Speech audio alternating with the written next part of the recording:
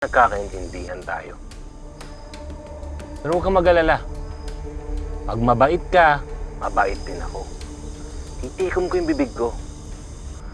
Total, yung pera mo naman yung nagbabayad ng katahimikan ko.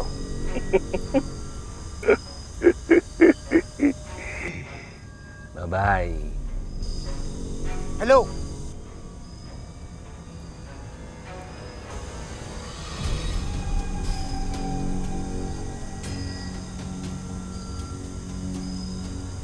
Takot ako dun.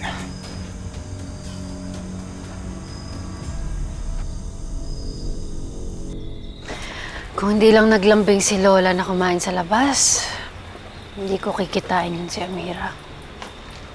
Galit ka pa rin kay Amira. Malamang. Ginugulo niya tayo eh. Ano gusto mo, masaya ko?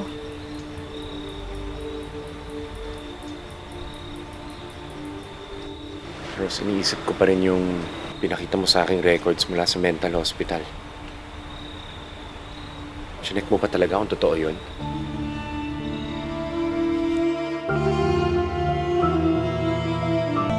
Sinek mo pa talaga kung totoo yun? Kasi meron akong kaibigan mula sa Police Academy. Humingi ako ng pabor sa kanya. Sinabi niya sa akin na peke raw yung binigay na record si Doc Franco.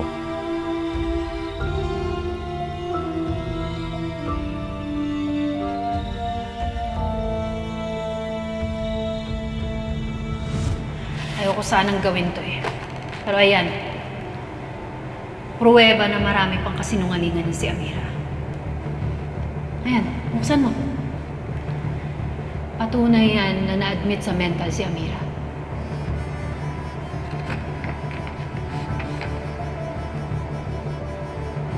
Saan galing to?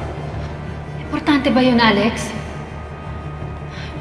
Please lang, huwag mong hayaan na guluhin ni Amira ang isip mo. Minsan na siyang nawala sa tamang katinuan. Gusto mo ba na masira tayong dalawa dahil sa kanya?